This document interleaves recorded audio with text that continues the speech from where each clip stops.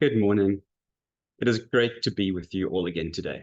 Hope you're all very well and that you've been enjoying the Paris Olympics. It's certainly been humbling and inspirational to watch these athletes. Unfortunately, our attentions have now been diverted elsewhere. Rising tensions in the Middle East. Israel has claimed to have killed the Hezbollah commander in Beirut in a strike on Beirut, as well as the Hamas military head in a strike on Gaza.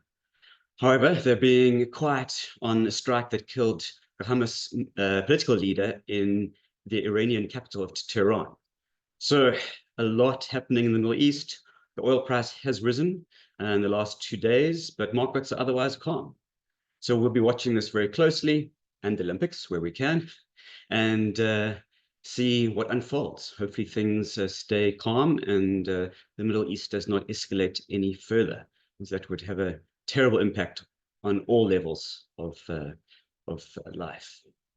But let's look at simpler things. Markets in the month of July. You can see there the outstanding performance from the Fourth Industrial Revolution ETF, which is now the actively managed ETF as of yesterday, as well as the global property index, and the poor performer being FANG down 1.5% and China being down 1.7%. So this was driven primarily due to rotation out of the large caps, out of FANG stocks, into interest rate sensitive stocks like global property, small caps, all stocks that do well when interest rates fall. And this was because of a very soft inflation number in the US in the month of July. So early on in July, the CPI number came out below expectations, and that led to a rotation over the last 3 weeks of the month that saw selling out of the large cap FANG stocks and into global property, into the small caps, into value to some extent, and gold as well. So the interesting thing is that this is not only driven by rotation, but there was some bad news out of some of the earnings announcements from the FANG stocks. Tesla had a terrible earnings quarter, and the share price fell 12% on the news. Google and Microsoft also had rather soft earnings announcements, and they also suffered. Meanwhile, NVIDIA, although it was down quite substantially during the month, last night added 13% to the price, which, and this is the amazing thing, a 13% rally added a record-breaking $329 billion in the market cap. $329 billion is more than the South African JSE. Our entire stock market, the entire South African listed stock market, is smaller than a one-day volatility, a one-day move on one US stock. I mean, it's just incredible, the scale of these global behemoths, these global companies, these FANG stocks. The good news is that despite the strong pullback in the FANG stocks, we did sell out, well, not sell out completely, but we were substantially reduced our overweight in FANG from a very large overweight that we've had for the last 6 months to a very, very small overweight at the beginning of July. And thus our portfolios were protected against the FANG stock fall.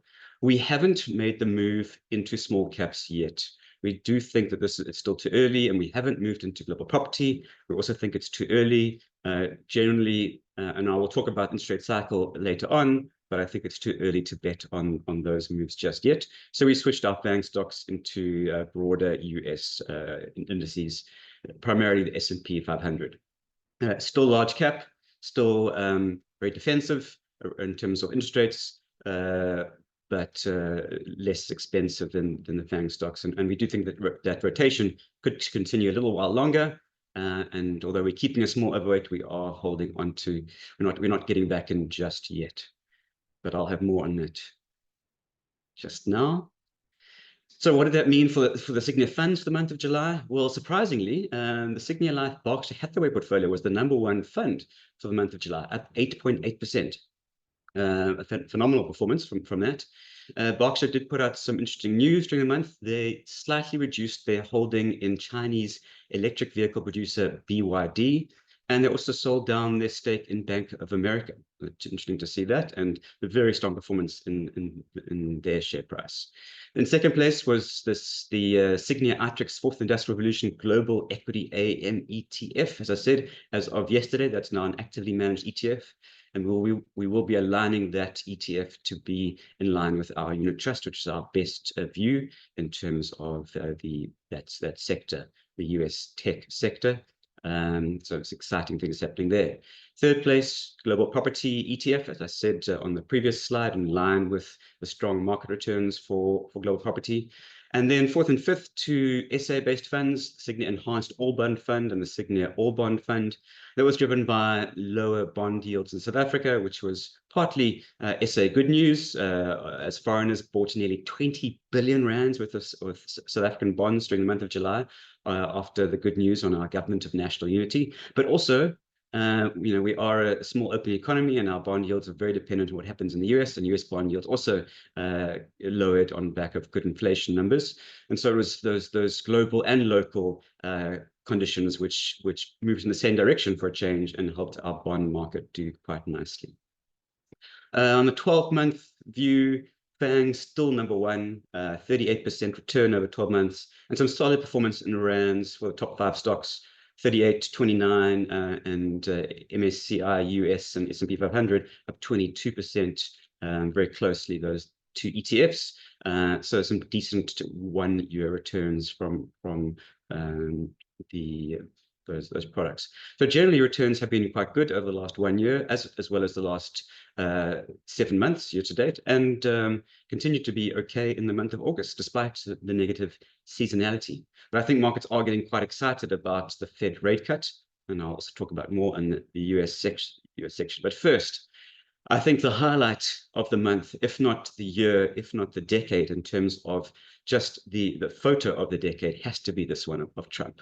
I mean, what a photo. Donald Trump's bloody face, defiant fist, being surrounded by bodyguards, screaming fight into the crowd. I mean, it's just completely memorable. It has to be a defining photo, and certainly didn't help Trump's approval ratings in the least. After this photo, after this event, certainly, I mean, a tragic event, and we are all very, very happy that the assassination was a failed attempt. But it didn't help his approval ratings, which reached a nearly 70% probability of winning the US elections. That was a high of the short term. That has changed dramatically, though, despite that massive lead since Biden dropped out of the race and Kamala Harris took over the mantle to run for the Democrats. Harris is now actually ahead of Trump in the swing states. And the swing states are the states that are most likely to determine the November elections. So everyone's watching this very closely. And a recent poll from a few days ago of those swing states puts Harris at 48% probability of winning becoming the next US president, and Trump at 47%. Now, not only is Harris ahead of Trump, but she's way ahead of Biden's best score before he dropped out of the race. So certainly some big changes over the last few days. But it's still anyone's race.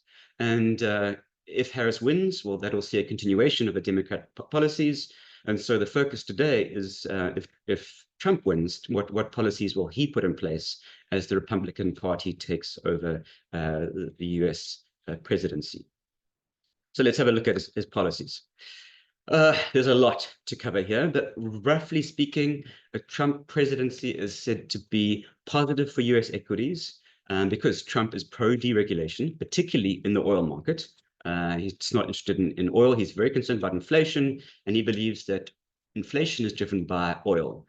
And so if we can get the oil price down, if we just can pump as much oil, frack as much as we can in the US, that'll get inflation down, and that deregulation will help the oil market in the US. They're also very pro lower taxes, which is good for US equities, and higher fiscal expansion, which is good for growth. But those policies are also negative for bonds. In fact, the Bank of America Merrill Lynch, their survey shows that the #1 concern for US credit investors and bond investors for 2024 is the US elections. Why? Well, because he's got 3 big policies that are all potentially bond negative. They all potentially are inflationary, which will push up bond yields and push down bond prices. So let's talk about those 3 and just if they actually are, but are they inflationary, and what do they mean for the US? The first is to stop immigration. In fact, Trump's not going to even stop there. It's not just about stopping immigration. He wants to deport all illegal immigrants. Now, if you look at 2023, the Congressional Budget Office estimates that 3.3 million immigrants entered the US. That's about 2 million more than the 10-year average, about 2 million more than was expected. And thus the numbers are that there were about 2 million illegal immigrants that came into the US in 2023 and late 2022. Now, according to the San Francisco Federal Reserve Bank, they've done some research and they estimate that additional immigration helped ease the labor market and as a result inflation by as much as a fifth in 2023. So certainly inflation would be a lot higher right now, and the Fed wouldn't be able to cut rates in September if we hadn't had this illegal immigration. Now, I'm not saying immigration is good or bad. There's a whole lot of implications for immigration. All I'm saying is that if immigration is stopped and if illegal immigrants are deported, you will very likely see at the lower end that wages will increase, and that will lead to a short-term increase in inflation, which will be bad for bonds. Okay, so that's the first point. Immigration, bad for bonds. The second big policy is tariffs. Now, it's interesting to see that in Trump's first term, US tariffs on China are still 19% ahead of where they were when Trump came in. When Trump came in his first term, he raised US tariffs on China. Trump also raised tariffs on the rest of the world. So from Trump's first term, Biden didn't rescind those. So from his first term, Chinese tariffs are 19% higher, and US tariffs on the rest of the world are 3% higher. Despite that, US manufacturing employment has not risen as a share of total employment in the US. And it's most likely because the dollar has strengthened. So even though Trump wants a weaker dollar, he wants a weaker dollar and he wants tariffs. And the whole point of tariffs and a weaker dollar is to make US manufacturing more efficient, to create jobs. Now, creating jobs is a fantastic policy. We all want to create jobs. Everyone's trying to create jobs, and obviously different countries are fighting over that because each country wants to create jobs in their own country, as does South Africa. So completely commendable policy to try and create jobs. Weaken the dollar, put on tariffs, create jobs. But he didn't create jobs in his first term. And in fact, the dollar strengthened. And it's probably that strengthening of the dollar which completely offset the tariffs and any inflationary impact of those tariffs. And so we had a muted impact during his first term. Now, in general, tariffs are like an oil shock. The prices of things go up, imported prices of goods go up beyond the control of the producing companies. If the producers can pass on those prices, well, it is inflationary, but often they can't, and they have to take some knock on their margins, which reduces their investment, which reduces their employment, which reduces growth, which is bad. Also, even if they do push on some inflation increase, generally consumers have a limited wallet, and so they'll if they're forced to spend more on whatever the oil price shock or the inflationary shock from tariffs, they'll spend less on other goods, which is also deflationary. So it's not that clear that tariffs are inflationary, and they may be to some extent, but it all depends on what happens to the dollar and all depends on what happens to the growth. And more importantly, the US is very much an insulated country. Chinese imports make up 1.5% of US GDP. It's meaningless.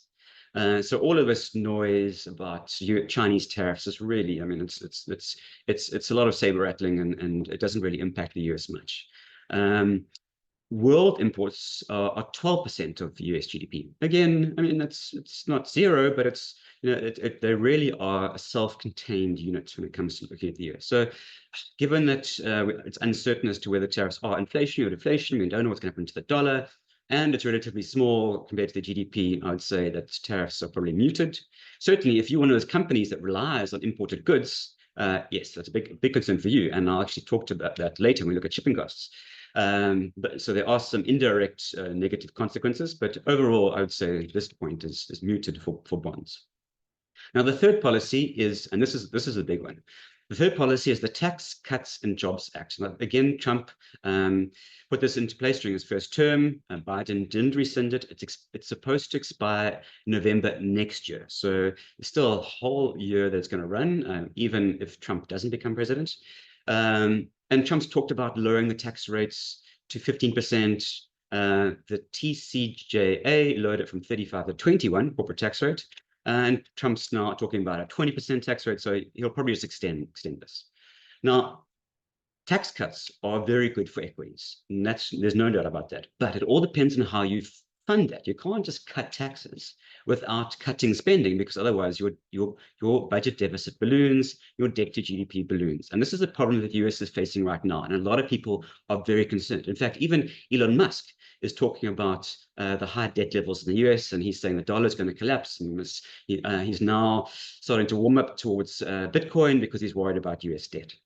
And the chart on the right shows exactly what this happens. Now, when it comes to fiscal debt, when it comes to government spending, it's supposed to be done in an emergency scenario, because over time, government spending should be neutral. You can't carry on spending more and more money than you raise in taxes. So what happens is when things are going well and unemployment is strong, so unemployment is the blue line, and you can see when the unemployment rate gets down below 4%, well, then the green line, which is the federal government deficit in the US, which is the left-hand side, that's close to zero. So when unemployment is strong, the US should have a neutral budget. They're not spending more than they're getting in from tax revenues. That makes sense.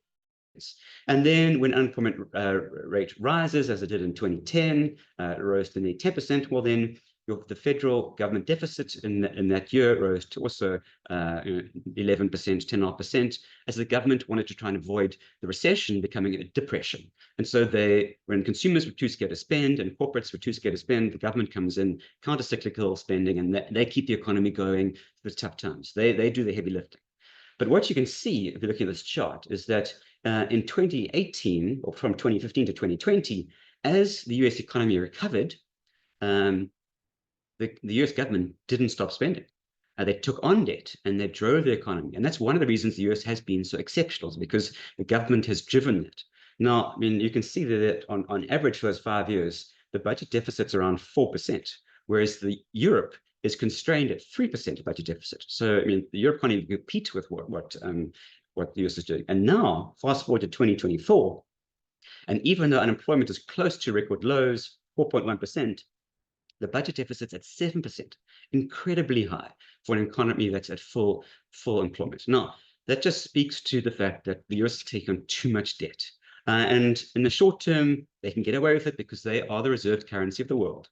58% of global reserves are in dollars. And so what happened in the UK, what forced Lettuce Liz out of power, it won't happen in the short term to the US, and they can continue to take on more debt. But longer term, people are starting to worry about this. But right now, the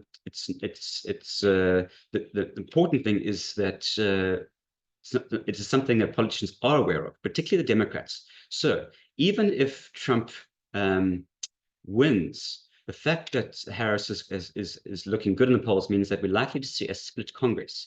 And the split Congress means that the Democrats are certainly going to water down and dilute any of the policies that Trump wants to put in that will raise debt, because the US just can't afford to take on more debt.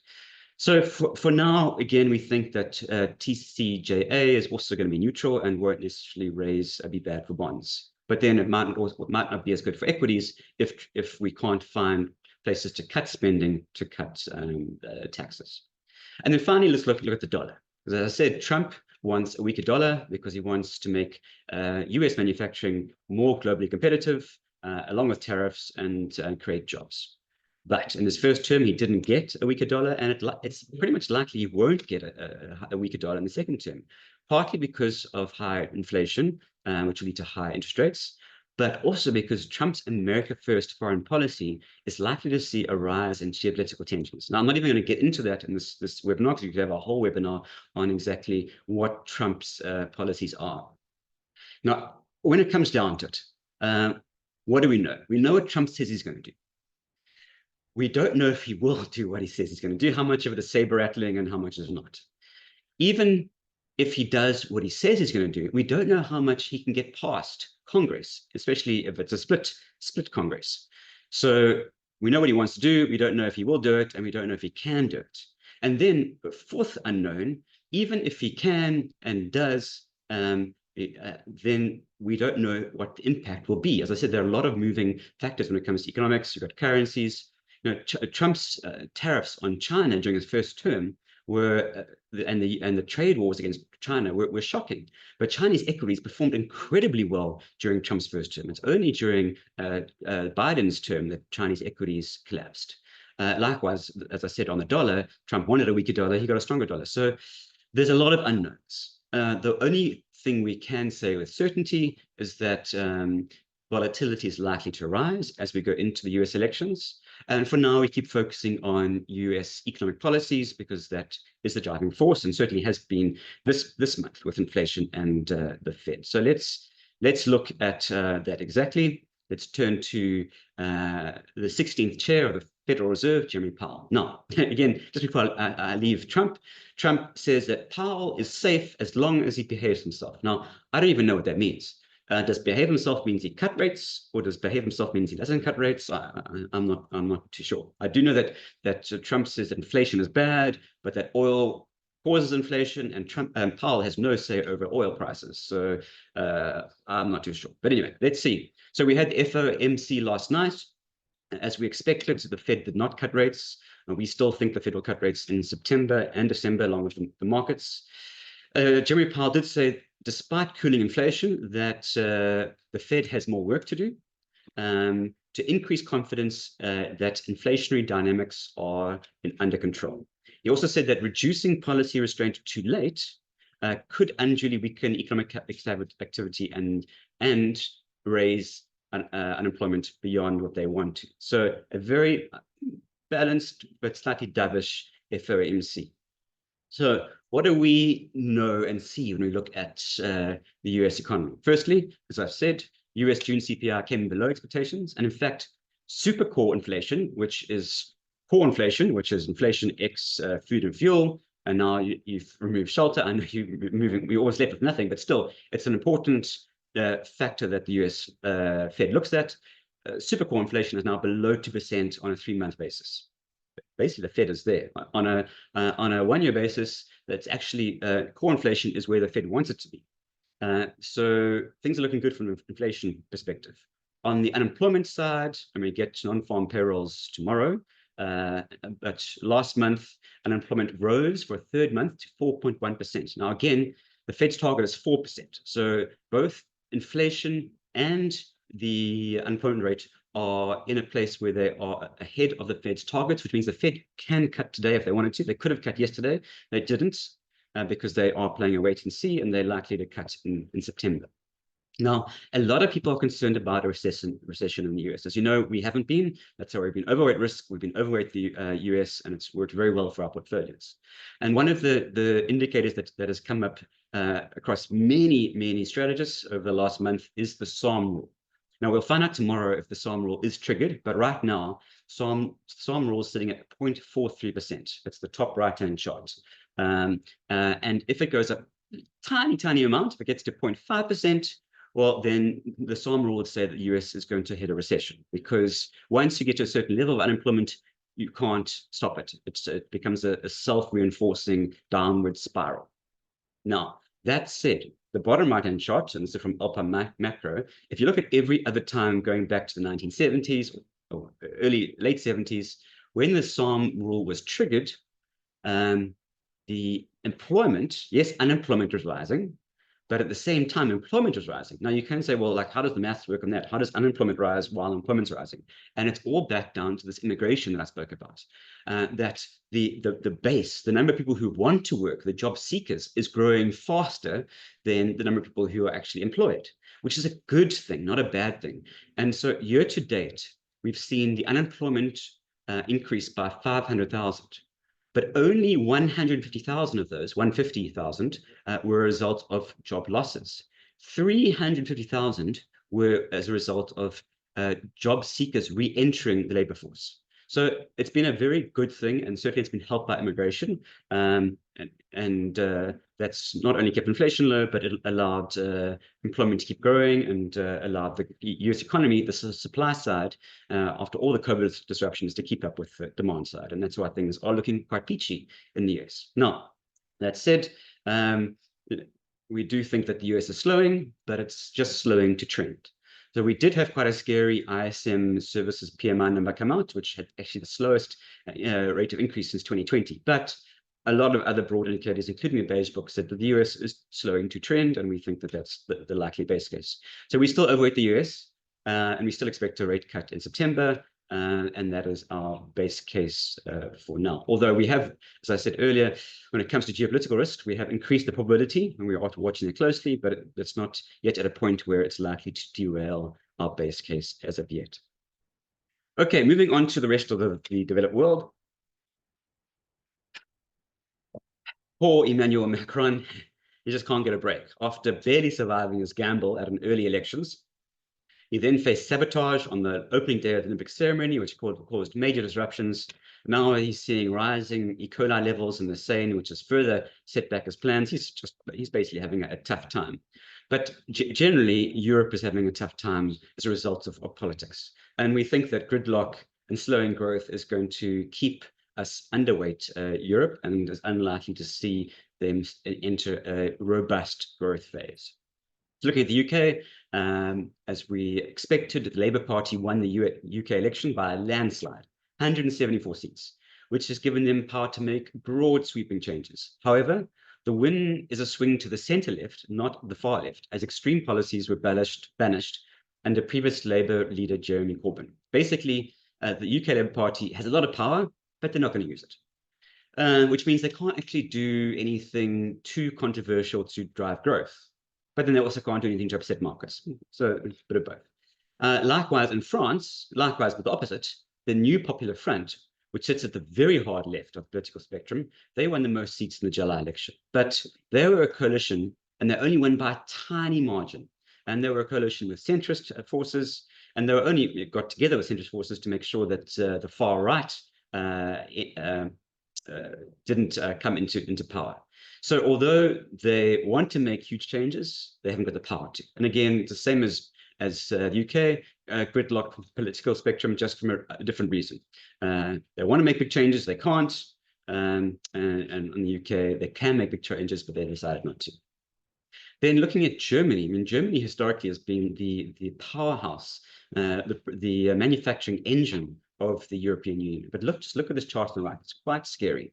German GDP has stagnated over the last 6 years. That's the blue line, just moving sideways, I think. And German industrial production has fallen 13% over the same period. I mean, that's a scary number.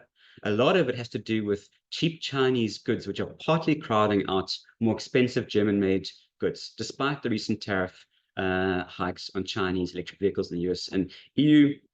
I suppose locally in South Africa, we can see, the number of Haval cars on the road compared to German luxury vehicles. So it's clearly having an impact on Germany, and certainly one of the reasons why we are concerned about, or we don't see a rapid recovery in Europe. And then finally, although we're not sure what's going to happen, another risk that Europe could face, and the UK, as well as emerging markets, is the likelihood of further tariffs under Trump presidency. So we remain underweight the developed world, ex-US, and emerging markets in China for now. Moving to China, Xi Jinping. Basically, Xi Jinping is all things to China. In the month of July, he was their chief economist, and we had the third plenum. Now, the Chinese third plenum happens every 5 years, which is also a bit confusing, and it's generally seen as a big event, and we normally see some major economic policies come out of it. There were 300 reforms that came out of the 2024 Chinese third plenum, which will be implemented by 2029. However, there was nothing out of the ordinary, and there certainly was no bazooka increases that will see Chinese growth recover rapidly. Chinese growth remains pretty much muted, stagnating. GDP growth decelerated to 4.7% in Q2, and retail sales fell 2% year on year in June. And China is certainly at risk of entering a deflationary trap. The hole in the domestic demand that's been created by the property bust needs to be filled by the public sector, but they just aren't. The Chinese government is not doing enough. We've said this over and over again. Now, the chart on the right is scary, because not only are they not doing enough, but they're doing less than they normally do. The chart on the right shows Chinese local government bond issuance year to date. And the blue line, which is 2024, shows how Chinese local bond issuance is lagging. And that needs to catch up dramatically if we want to see any recovery or even a stabilization in China. Now, there is some good news on that. So three broad policies that came out of the third plenum. The first is enhancing SOE reforms and the private economy promotion law, which is to protect private sector property rights. So it's good for foreigners who want to hold Chinese equities. We hopefully are seeing some increase in private sector rights. Also, second point is more preferential tax treatment on technology, either technology R&D and technology strategic industries. And then the third one, which I think is the most interesting, is until now, the central government has kept half of the tax revenues and given half to the municipalities. But they've expected the municipalities to do 85% of the spending. Now, that's led to a ballooning of municipal debt. Municipalities used to be able to get away with it because they made a lot of additional revenue by selling land to property developers, and they got a lot of revenue from those land sales. But since the property bust nearly 4 years ago, those revenues have dried up. And so we've seen ballooning municipal debt, and municipalities in China, as a result, are slowing down their spending. And you can see that the chart on the right, they're not issuing bonds because they don't want to take on more debt.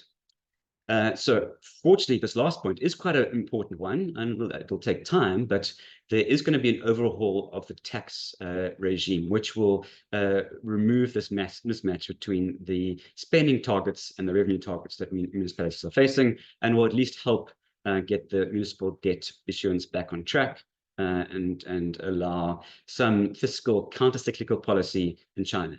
China needs counter-cyclical policy right now, and they're not doing it, which is why things are struggling. The US doesn't need counter-cyclical support, and they are, which is why things are booming.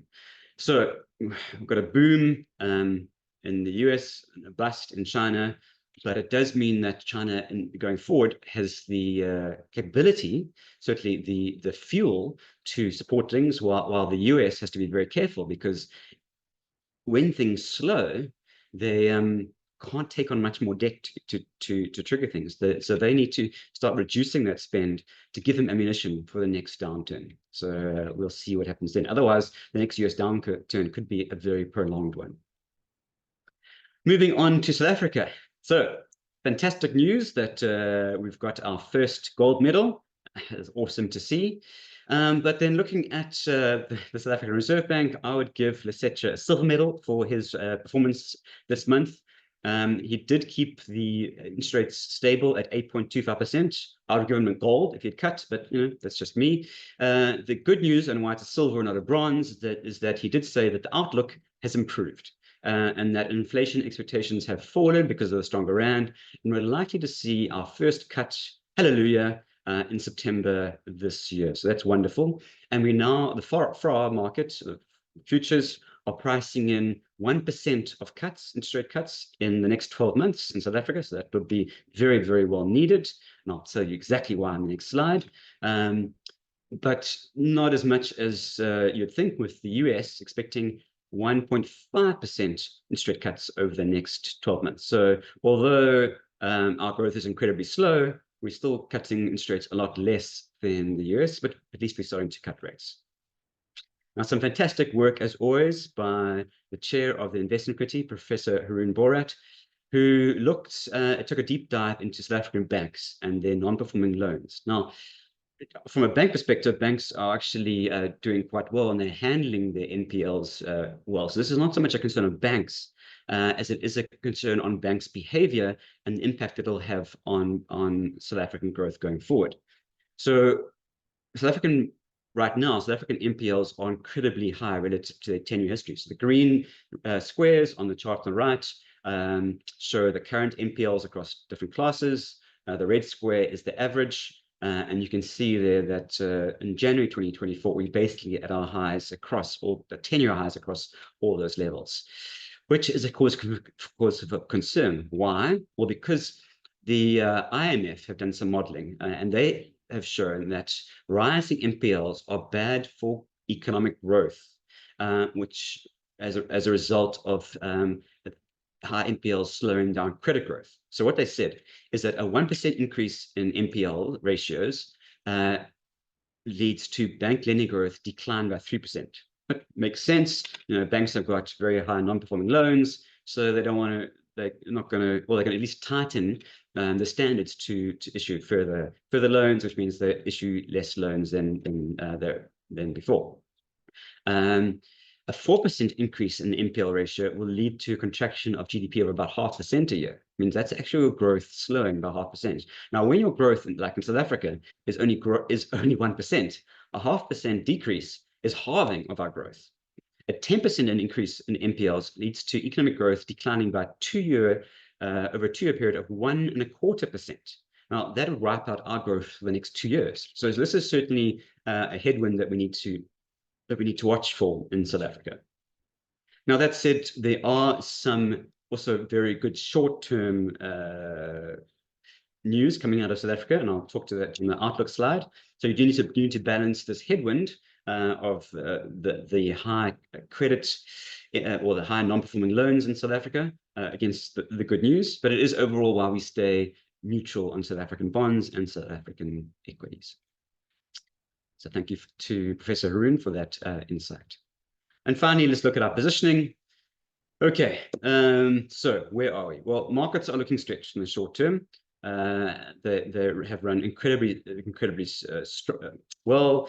We have seen a pullback in the FANG stocks, and we expect some more volatility to happen there. But I think there's going to be not so much a pullback as broadly as there is a rotation out of things that have done well into things that haven't done as well as markets start to rebalance slightly for interest rate cut in September.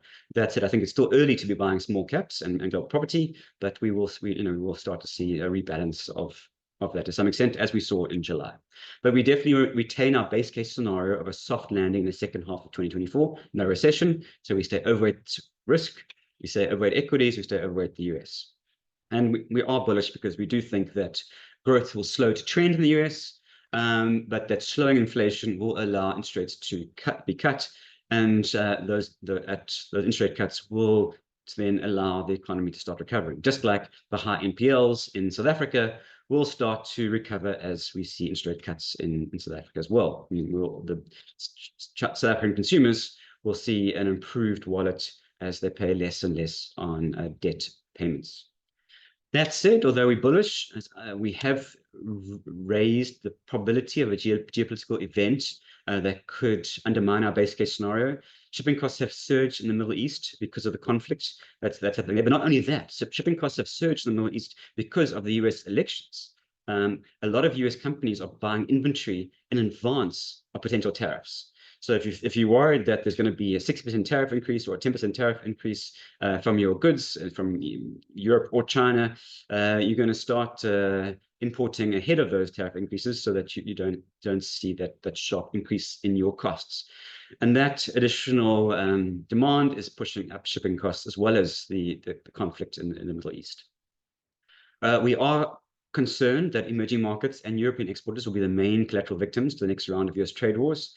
So, as I've said, Trump's original tariffs are already still in place, 90% against China and 3% higher against the rest of the world.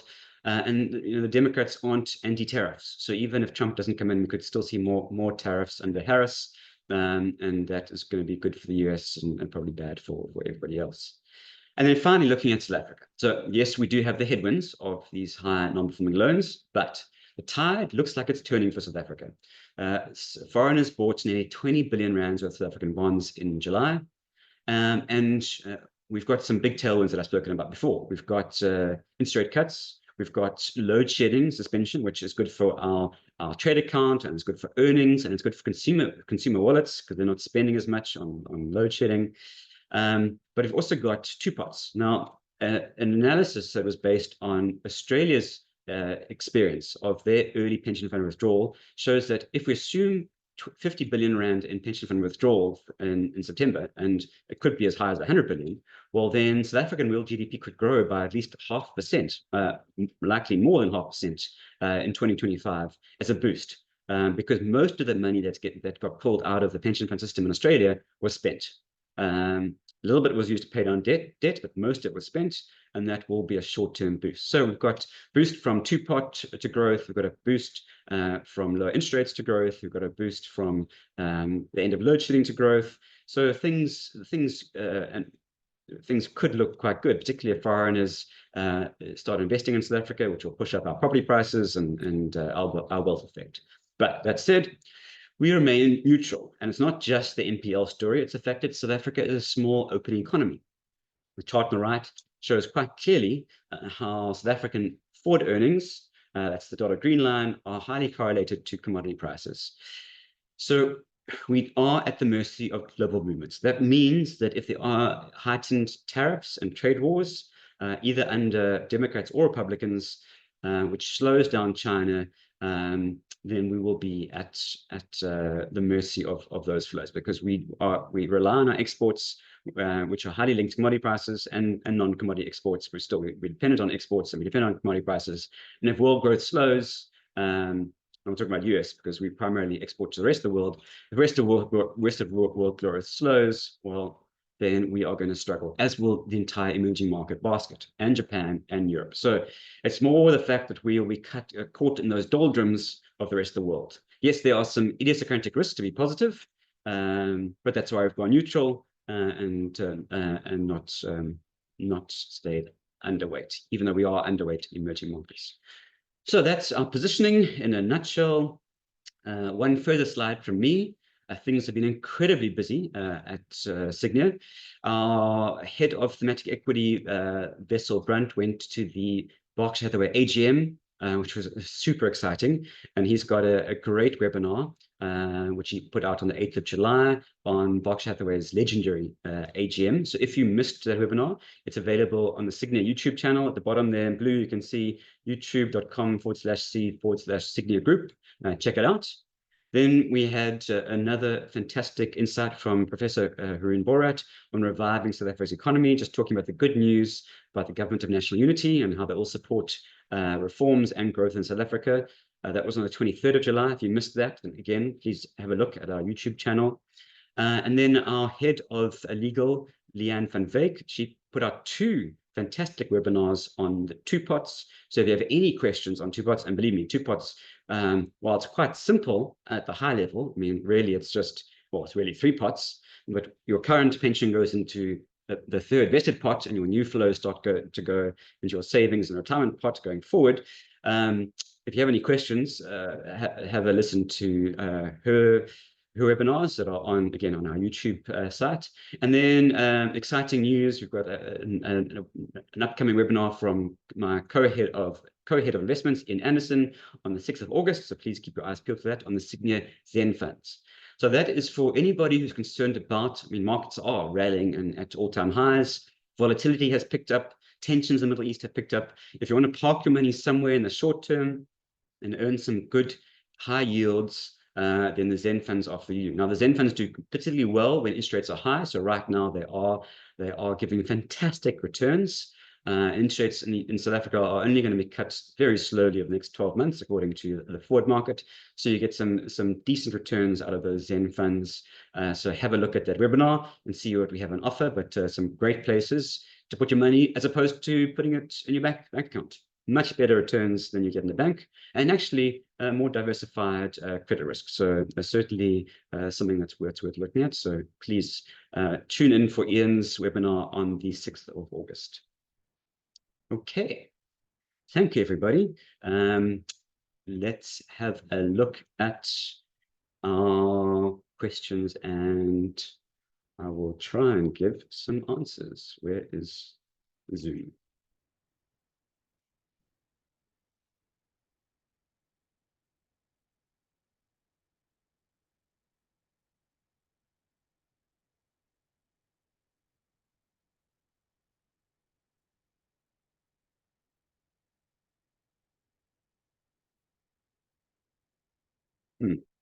Apologies. There we go. Okay. Evelyn says, do you think FANG will continue to slow down, and where do you recommend we move to, or should we hang in there? Evelyn, that's a great question. It was easier for us to do in the beginning of the month before FANG had the big pullback. Structurally, we think FANG are just fantastic companies. They've got the very strong moat, they're globally diversified, very strong margins, great companies. There has been a strong pullback. I think people might be even tempted to start buying right now just because they have had a strong pullback, although they did recover a bit last night. So it depends on your time frame. I think if you've got a long-term time frame for FANG stocks, you want to hold on to them. But it's also good to diversify. I don't know how big FANG is as a position portfolio. We sold down our FANG from a large overweight to a small overweight, and we diversified that into the S&P 500. So still pro US, and the S&P 500 still got very high FANGs allocation, but it's also just more diversified. Instead of 10 stocks, it's 500 stocks. So that's where we moved our FANG money to. But for you, it depends on your risk appetite, your time horizon, and how your concentration that you have in that fund. EJ says, how will lower rates influence the gold price, taking into consideration the strength or weakness of the dollar? EJ, that's a great question. It's also been quite interesting to see a lot of strategists have put together a Trump basket. Now, I'm not so sure about where they get what Trump likes and what Trump doesn't like. Some of it is quite easy because it's some meme stocks, but they also say that Trump likes small cap value. I don't know where they get that, but one of the big ones is that Trump is bullish for the gold price because Trump is very much America first, and he's happy to do that at expense of heightened geopolitical risk. I mean, he says yes. He's basically going to pull out of NATO unless NATO's other NATO members start paying for more, which they need to. And he said that the US is going to stop defending Taiwan unless Taiwan starts to pay for that defense. So whether those countries can actually afford that defense spend, and whether they do, and what it does to geopolitical tensions, as well as the fact that he wants to end the war in Ukraine, we don't know. There's a lot of uncertainties, and heightened uncertainties do lead to a rise in the gold price. So gold is likely to rally just because of the Trump trade, but then when Harris's polls tick up, you could see gold falling. The biggest driver of gold in the short term is not US interest rates. It's still emerging market central banks that are buying gold.